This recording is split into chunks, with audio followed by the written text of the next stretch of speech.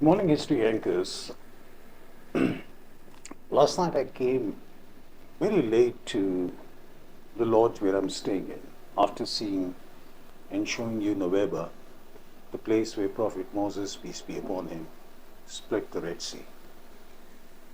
And within this valley where I'm staying now, as we know, it's called in Arabic Wadi Sinai or Sinai in English. And within this precinct of Wadi Sinai, there is a certain precinct within it which is called the Holy Valley, or Wadi Muqaddasa as we call it. And some of you would know why you call it the Holy Valley, because this is the only place on planet Earth where the voice of Almighty God echoed when he spoke to Moses, peace be upon him.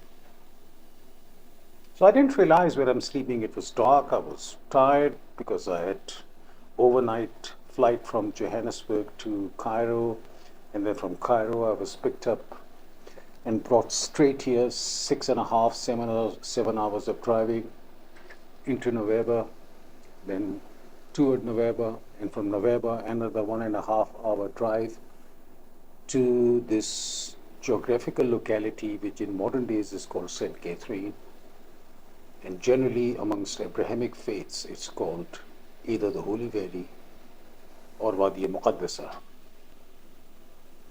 When I woke up this morning, I opened the windows and there's a little patio outside my room, and I walked into the patio and I was quite amazed that I'm surrounded by the mountains of the Holy Valley, and I am within the Holy Valley.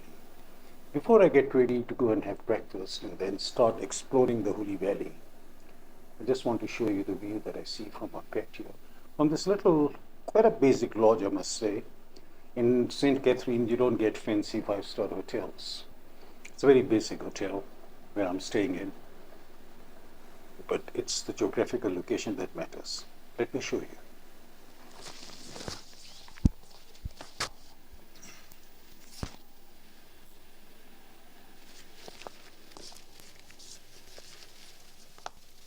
These are the mountains of the Holy Valley, all around you that you can see. These are the mountains, the basic lodge where I'm staying, and around the lodge, the beautiful mountains of the Holy Valley.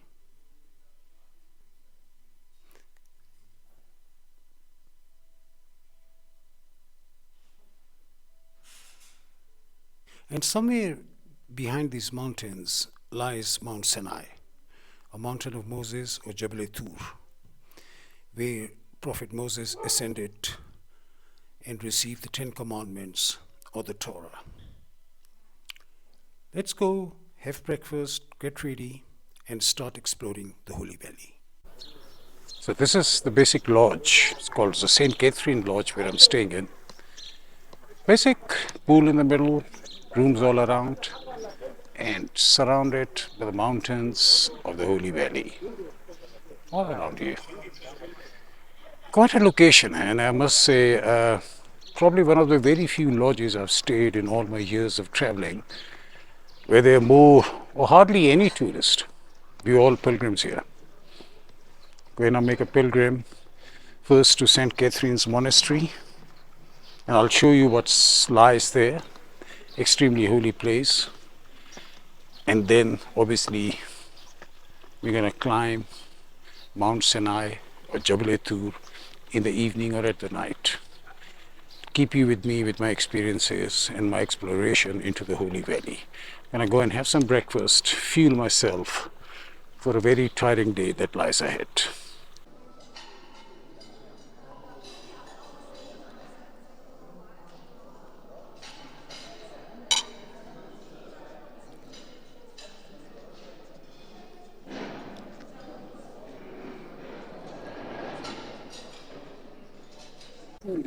Huh? This is called fuel. I call it fuel. Fuel, yeah, we need it. Yes.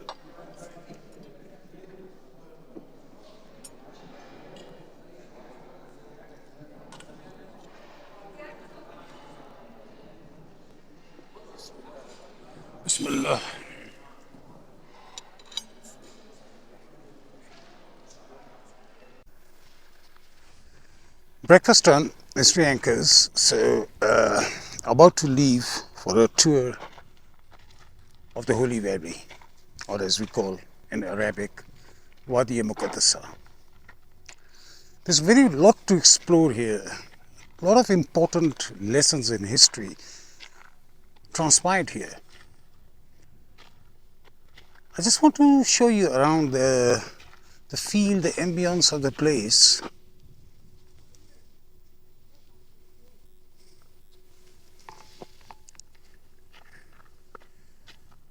This is where I am now. There's the lodge, surrounded by the mountains of the Holy Valley.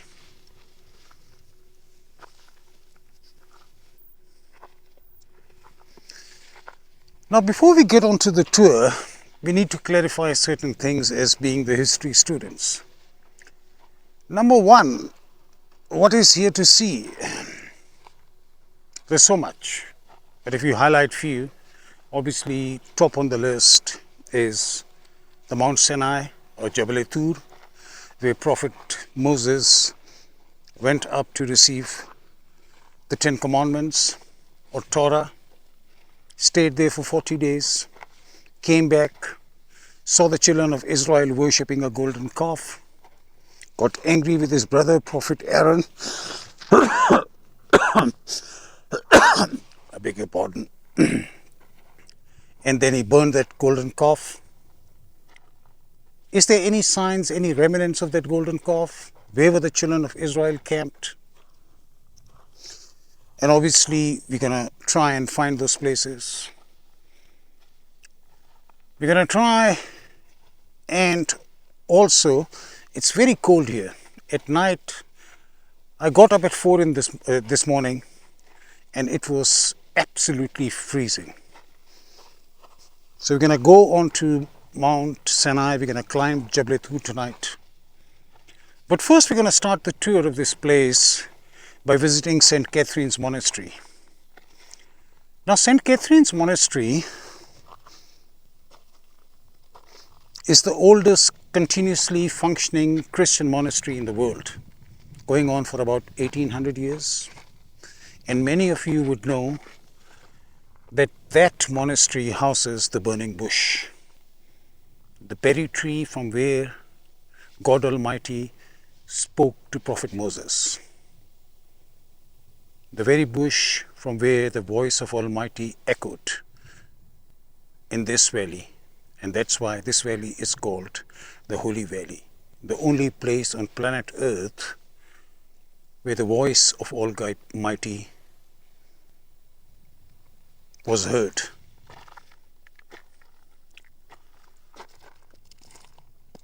Now, a little bit about St. Catherine's Monastery.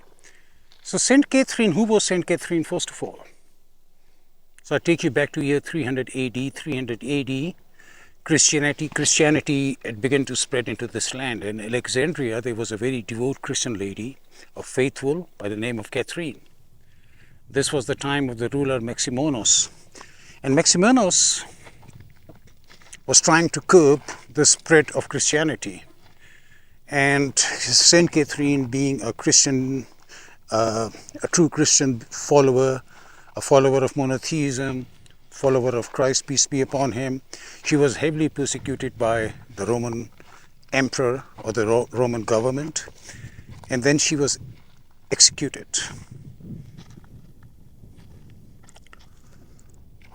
When Christianity spread into this land, where we now, present-day Egypt, Sinai, Helena, we all know Helena. Helena was the mother of King Constantine, the first Roman king who had accepted Christianity. And Helena, I must say, was quite an explorer. She explored and she found out many of the relics that are spread in this area, in Holy Land and other places. She came here and she discovered where the mountain of Moses or Jabal Tur or the Mount Sinai is. And she discovered that there were monks living close to a bush, and when she asked them, and the monks told her that this is the bush from where God Almighty spoke to Moses. So at that time when that miracle was known amongst the world, monks from all over the world came and started living around that bush. So there was always like a little chapel or a shrine or whatever you call it. And then she built a proper church there, which was dedicated to Virgin Mary.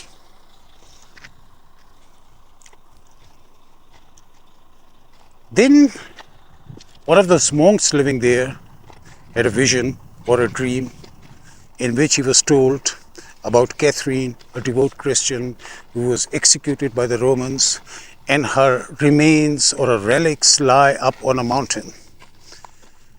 The monk with few other monks went up to that mountain, which is right next to Mount Sinai. It's called the Mount Catherine. In fact, it's a bit higher than Mount Sinai. Mount Sinai or Jabal Tur is about 2,280 meters. Mount Catherine is about 2,500 meters in height. And they did find the relics there. They brought those relics down and they buried it in that chapel that was built by Helena, the mother of Constantine. And from there on, that church was called St. Catherine's Monastery, named after Catherine. Catherine was obviously canonized, made a saint, and that's why this monastery is called St. Catherine. The few important things in St. Catherine. Number one, most important, the holiest of the holy, probably one of the holiest places in the world, the bush from where God Almighty spoke to Moses.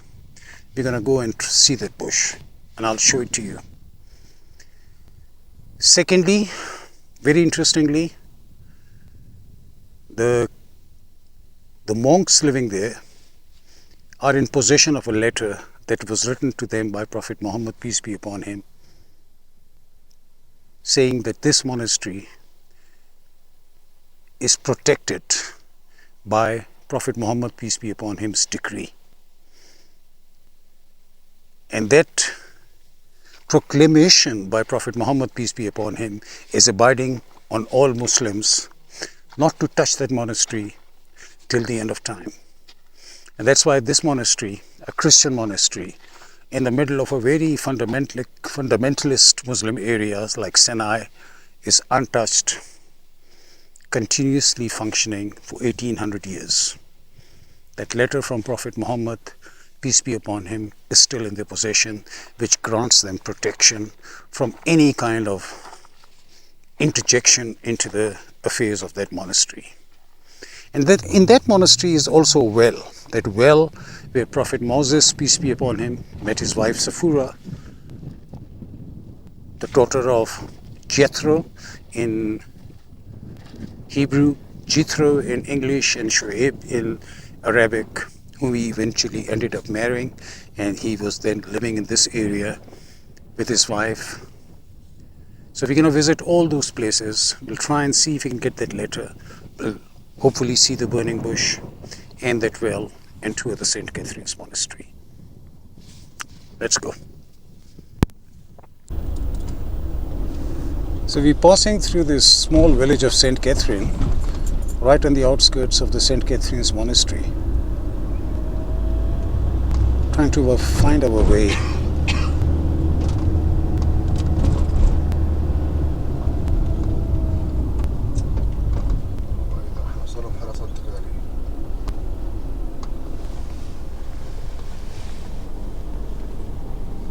الراجل ده ولا ايه؟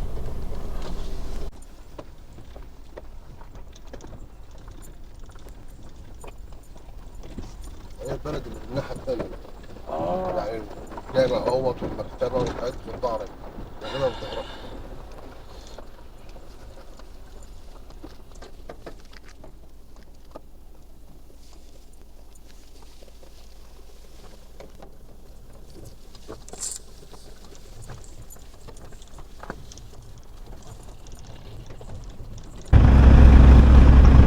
So this small village of St. Catherine, which I was trying to show you from the car, I thought I'll come out and show you a better view of this village. It's a tiny village, I don't know, maybe 100 houses, 200 houses, maybe more, 300. But nevertheless, the important part is that this village is inhabited by a certain tribe, and they call themselves Jabalia. Now, Jabalia, as you would know in Arabic, means mountain, so the tribe of the mountain people. And they claim that they've been living in this area for the last 4,000 years, ever since the time of Moses, peace be upon him. And there's an interesting arrangement between them and the government that all the services that are provided in St. Catherine, so porters, guides, camels, small hotels that you get within St. Catherine's, and especially when you climb Mount Sinai, Jabal Tur, is only assigned to these people. Nobody from outside can come and do that business. That whole thing is their right. And it's been endorsed by the government of Egypt that St. Catherine's, every service in St. Catherine's would be provided by these people of St. Catherine's village.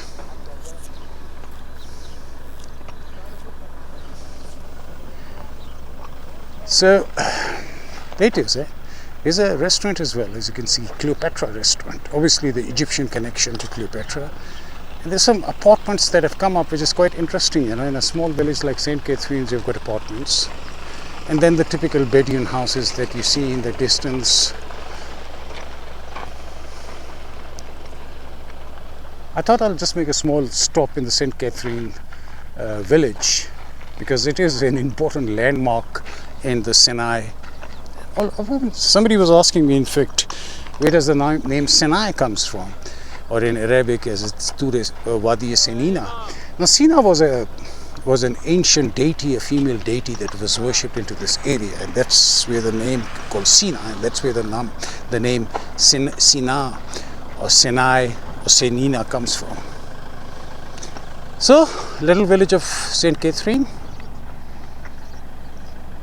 The service providers of St. Catherine's monastery, and to hundreds and thousands and millions of pilgrims that come from all over the world to visit the burning bush, to climb Mount Sinai and have a feel of the Holy Valley. These people are the porters, the guides, the camel riders, and they run the hotels. Let's continue our journey to St. Catherine. This is Tur. Yes. That one, Yes. So we are here, and right in front of you is St. Catherine's Monastery. As I explained to you, the oldest continuously functioning Christian monastery in the world, at least 1800 years, and right behind it, there,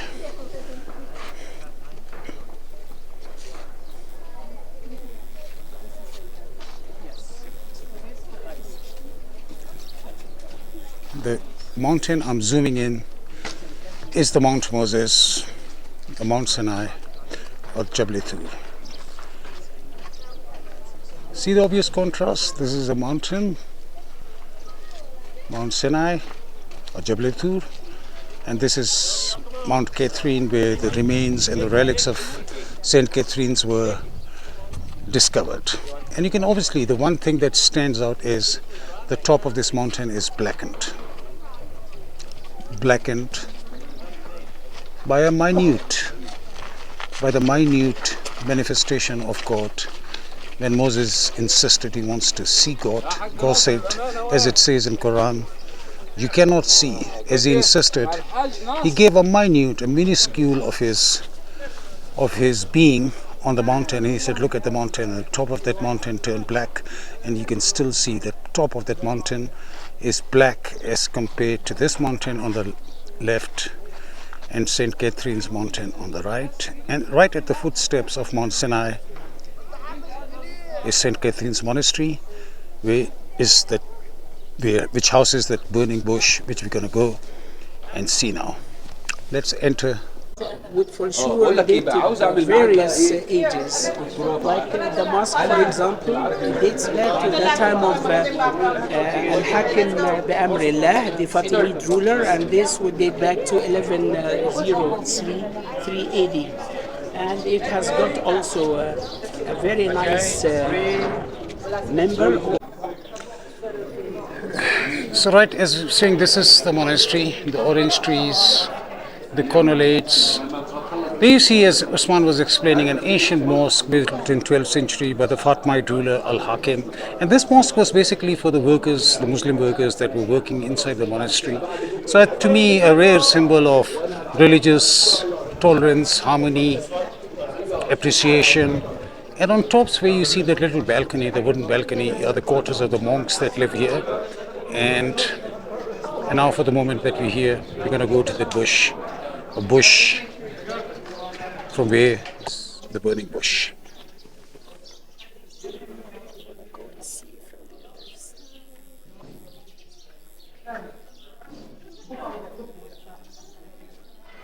I wish you could go inside.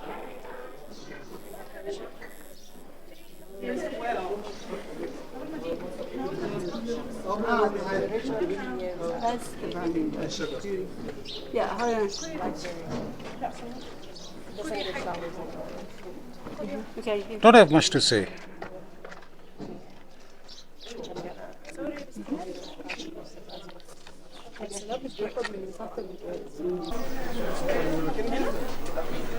Now that little railing that you see where people are standing from where the point from where people are not allowed to go any further, people who know scriptures and in Quran it's explicitly described that when Moses saw the light coming from this bush that he just saw,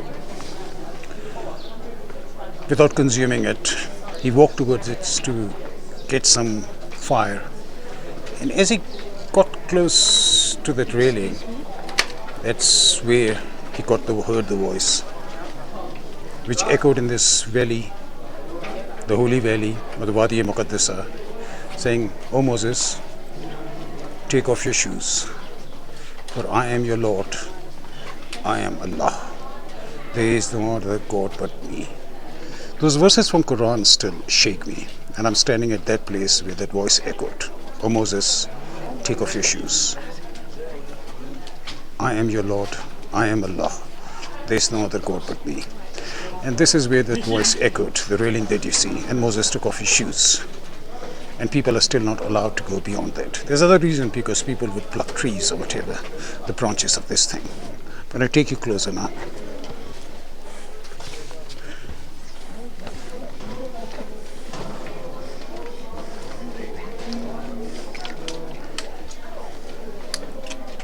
Prophet you see the burning bush, burning without being consumed. So it's evergreen all the year round. And the Latin name of it is Ropus ractus brandum. That's the name of the plant itself. They tried to plant it elsewhere and it didn't work. It's only right here that it is evergreen. So it was replanted? They tried to plant it in different places, but it didn't. It was not evergreen like this. All the year round, it's green. Okay. Did you get it here? Mom. Mom. Yeah, let me have your thing. Okay. And as I sit here, I've just come back here after seeing the bush for like a few minutes, and my mind is wandering off to many things. As Usman was trying to explain, this is a berry bush. In Islamic tradition, it's well known that in heavens, the last point where any creation can reach is called Sidratul Muntaha, which means the utmost boundary. And at that boundary, beyond which lies the throne of Almighty, is a berry tree. This one here behind us is also a berry tree. The monks here tell us that this tree, for the last 3,700 or so years old, when God spoke to Moses, peace be upon him, to the spot where you saw, This tree hasn't wilted, withered, grown, or hasn't borne fruit. It's stuck in some time warp, in some moment of time, the very moment when God manifested Himself through the leaves and branches of this tree. It's a miracle, a godly sign right in front of us. And the railing where God commanded Moses, "For I am your Lord, take your shoes off. For I am Allah. There is no God other than me." Quite lost for words. I'm often not. I don't know why. Let me get back to that tree one more time.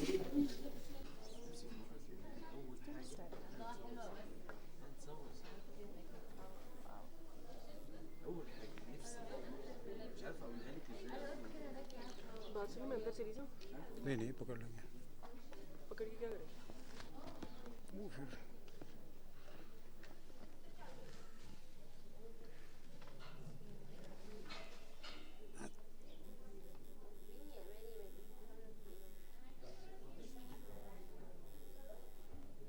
this voice of God and that light emanated from the burning bush. 15 minutes. Then why did they put the rock there? I cannot see it. Why are we not facing it? They should have exactly closer and like this. Yes.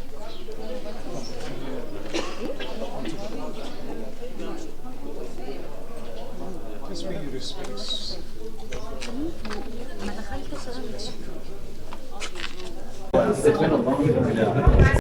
Now the other thing right in front of you is another important thing. Now this is the well, the very well where when Prophet Moses, just to remind you history, when he left Egypt after he murdered a man, he was avoiding persecution, he came to Madian, this area, and then he came to a well where he saw two ladies being heckled by a crowd.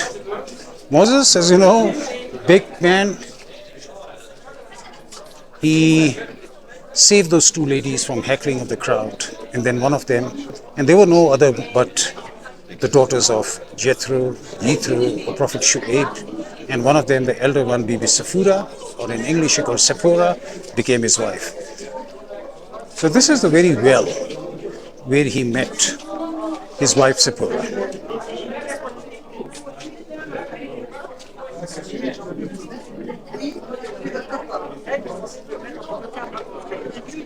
Imagine a crowd like this, heckling two ladies. There comes 6'5" Moses, shoves them away, tell the ladies, "You go first, take out the water." They were impressed. They went back to their hut, told their father, "There's the stranger who saved us." Jethro says, "Oh, I know who he is."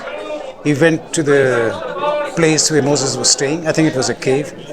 Told him to come and move with him and married him to his elder daughter, Bibi Sephora. This water is obviously closed off now, this well, but there's a tap outside, and they've got a motor in there through which they pump up the well, and you can go and drink that water. I'm going to go and drink that water. There's that whole story depicted in the paintings. The two ladies on the well, heckled by people, Moses coming in saving them, Moses getting married to Bibi Sephora. In the middle is Jethro, or Prophet Shu'aib, giving his daughter's hand to him. Moses. The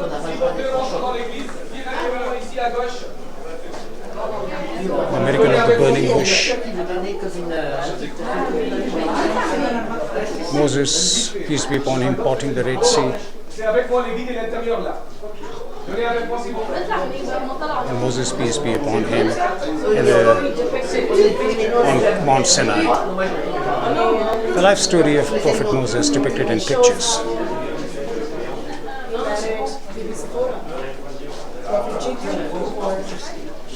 And that's his birth scene, where his mother sits him off to River Nile in a little basket. His life in Madian. The burning bush, the parting of the Red Sea, climbing the Mount Sinai.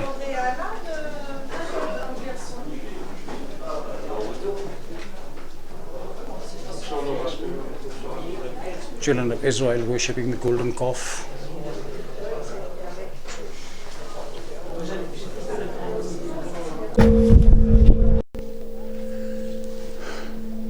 The church bell rings.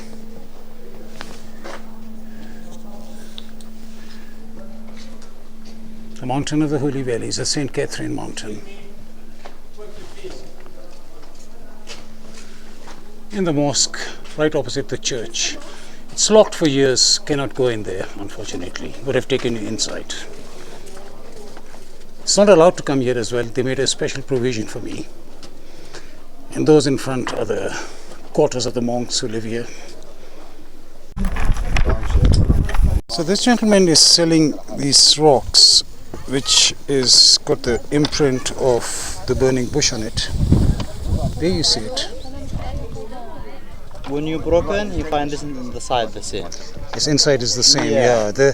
The imprint goes deep inside the rock. I'll show you now. Look at, we are broken this now. Hey, look at it's together. And it goes deep within the rock. We find Mount Sinai, Moses Mountain. Amazing, miraculous. Do you want to buy one? I'll buy one. Thank you. Just now. Just.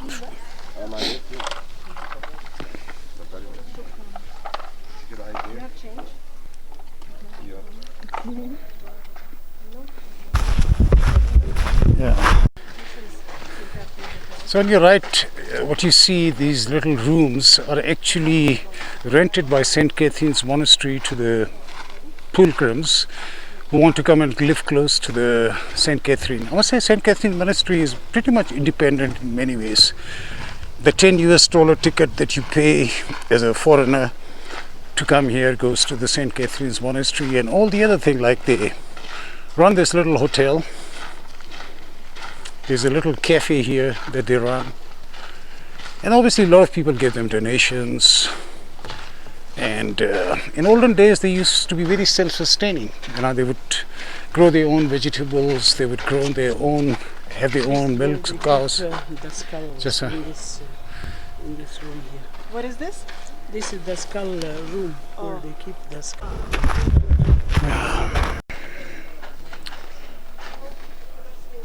So this room that you see opposite says number 68. So what was happening in olden days, that the monks who would enter this monastery would never leave it. They would die here, and then they were buried here. And after like a couple of 100 years ago, they ran out of the burial space. So what they did was, they started taking the old bones out, and they start putting it in this room here, which I just showed you, which is called the ossuary. There. So there's like apparently hundreds and thousands of bones from the monks, the priests, which are in here. It's locked, cannot get in there. I tried to get in through the window as well, but can't get any picture. Anyway, let the monks, the priests, the holy men of God live in peace in this room while we continue our journey. And I just couldn't resist going closer to this mountain, the mountain of God. Tur, Sinai. And as described, look at this. Yellow, St. Catherine's Peak, yellow, and there in the middle,